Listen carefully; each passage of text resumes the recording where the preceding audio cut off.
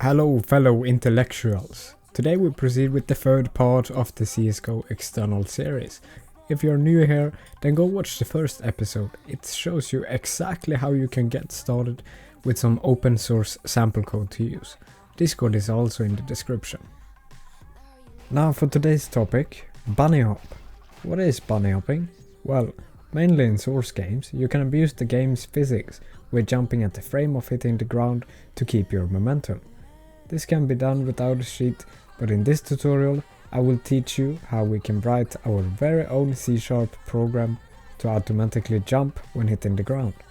Let's take a closer look at the game to understand what we need to figure out. When we jump inside Counter-Strike Global Offensive, a flag changes values according to if we're holding the jumping key. So if we hold the spacebar down, this value will increment, and when letting go, the flag goes back to its original state.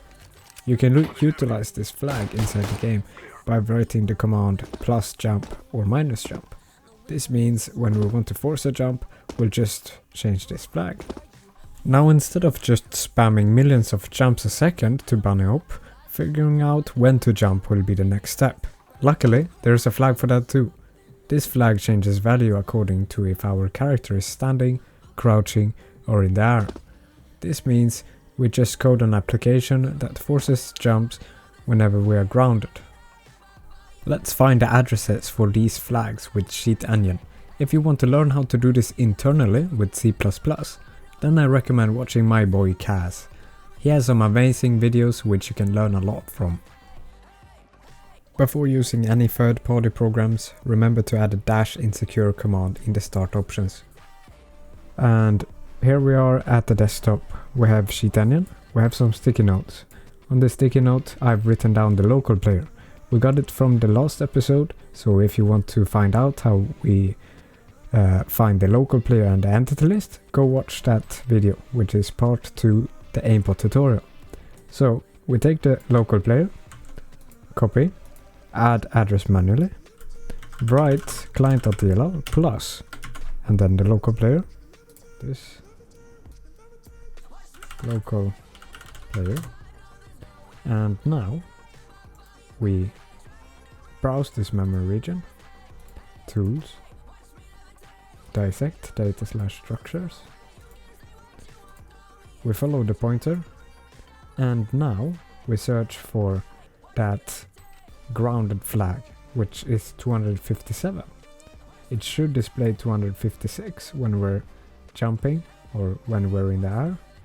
So let's scroll down, and right after our health offset, which is 100, we can see that it's 257. Let's jump inside the game. It changes to 256. If we crouch, it's 263. So we have found our ground flag.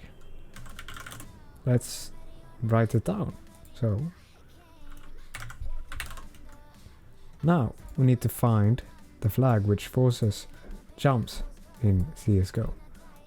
Now this is a value which changes when we use +jump, and to make another jump we'll have to do -jump. So it's a plus-minus game. You have to go to 0 to make another jump.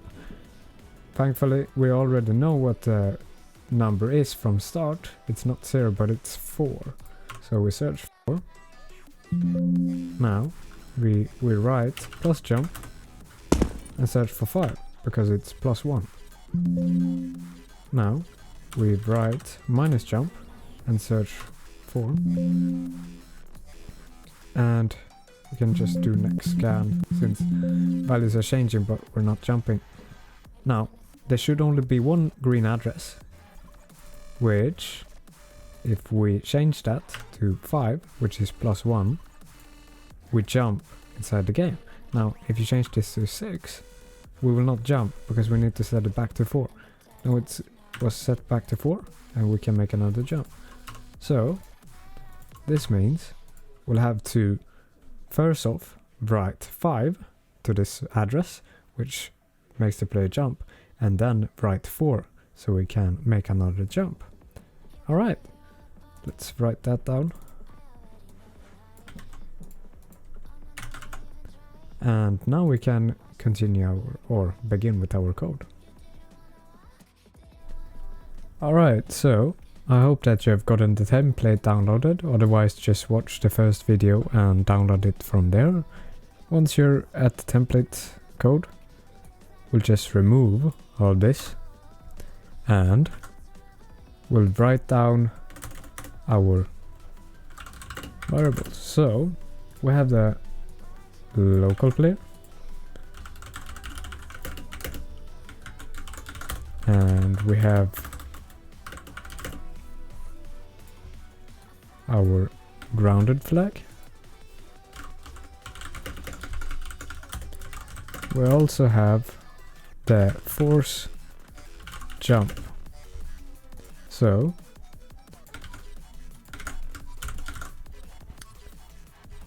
actually now we can write the function for the bhop. We don't need anything else since we already have the client and we have the engine. We will not even use the engine, but everything is ready. So we'll create a new function or method. We'll call it bunnyhopping or bhop. In this function we will check for a hotkey, which we need get async key state. So let's do a DLL import. DLL import user32.dll. Now it's a static extern short async key state keys b key, and hover over the DLL import, show potential fixes, using system runtime.interop services, and hover over the key, show potential fixes, using system.windows.forms. There you go. Now,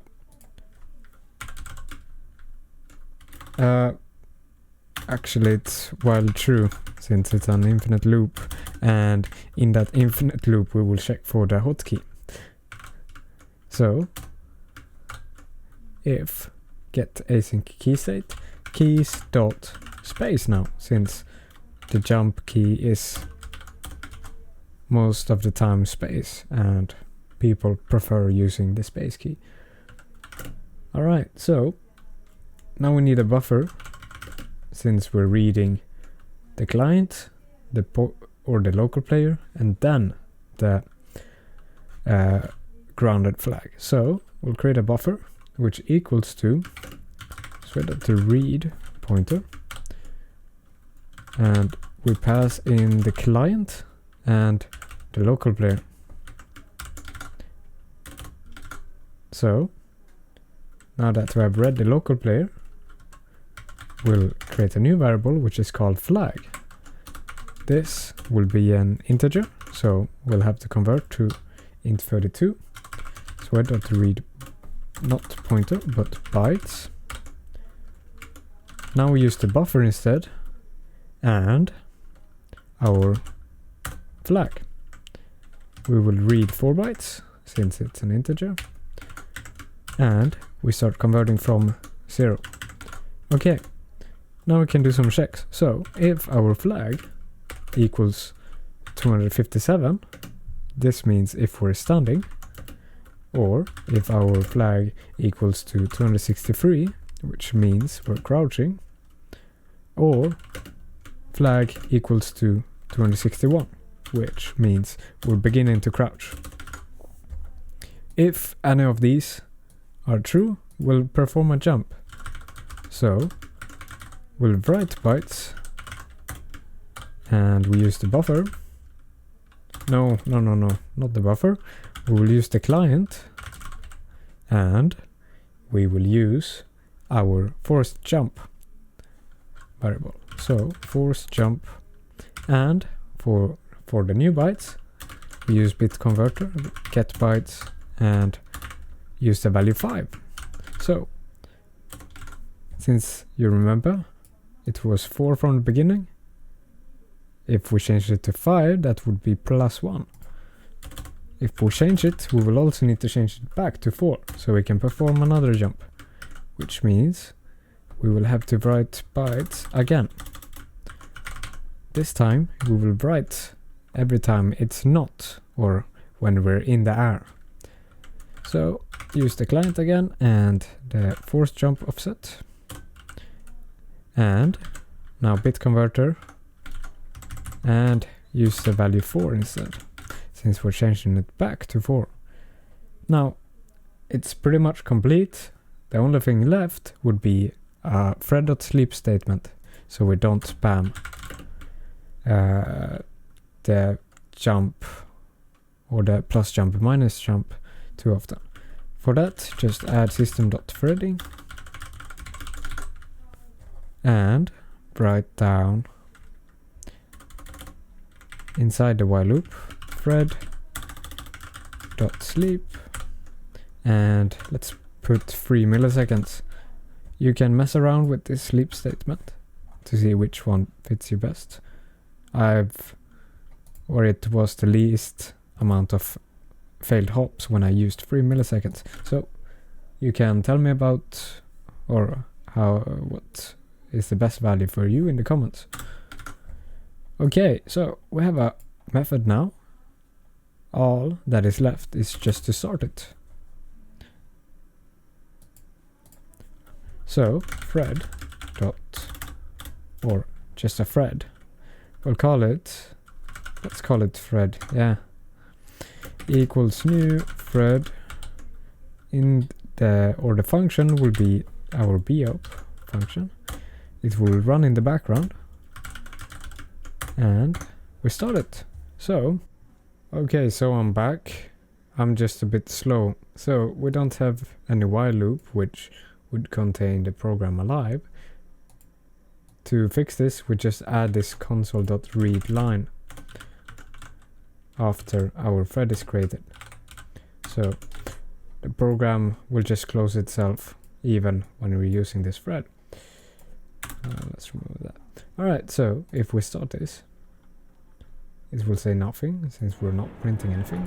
And when you're in game, just hold the jump key now. You should just keep on jumping. What do you see? Look. Clear. Almost hit all of the jumps.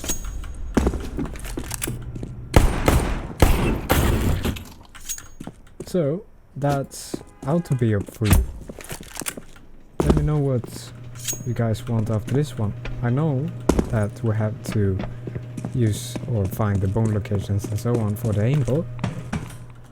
If you want that before anything else, maybe write it down in the comments so I see how urgent it is.